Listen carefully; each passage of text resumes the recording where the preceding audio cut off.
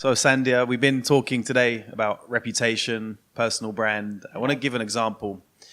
Let's say we're in a business meeting and I've given you that 1 hour for something and I keep looking at my phone. I'm looking at you, I'm looking at the phone. What reputation is that creating of me? You know, in our days, we never had this mobile phone when we were growing up. But in the last maybe 10, 15 years, especially in a business meeting, it is so interruptive. So there are, if I have come to meet you and you're constantly looking at the phone, it tells me two things. One, it tells me that maybe you're not interested in the conversation, you're waiting for something more important. So maybe you want to take some time off and finish the conversation and then come back to me.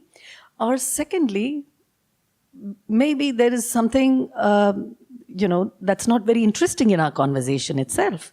So it's something you're trying to tell me that this meeting is forced upon you.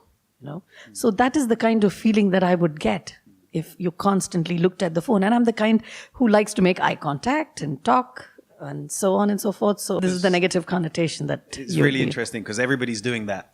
And we don't even realize, that brand, that reputation we're creating. So another example is, let's say I'm there with you and my mum, I see her flash up on the phone and it could be an emergency. So I want to take that call and I'd be justified taking that call. And I guess there's two ways you could deal with it. So one is I say, I'm just going to take this call and I'm already running out the room on the phone. Sure. And then the other way is, this meeting's really important. I'm ever so sorry. It could be an emergency. Would you mind if I take this call? What would be the difference if I approached it in that second way with you versus the first way? So, well, the image that you're giving me in the first is that I would probably not know that it is from your mom. You know that it's from your mom and it was urgent. So you have not communicated that to me, right? So it would be extremely rude to leave the room. And second situation is a little better, where you are at least taking my permission and then taking the call.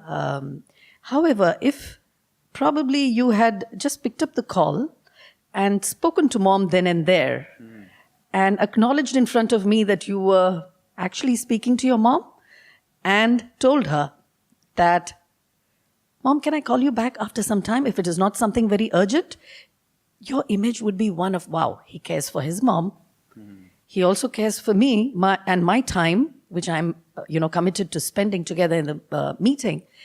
And it would improve that image of yours in so much of a better way than just running out with the phone and saying, I'll come back to you, because it's going to take time for you to build that image back with me, and I'll need to trust you. Right.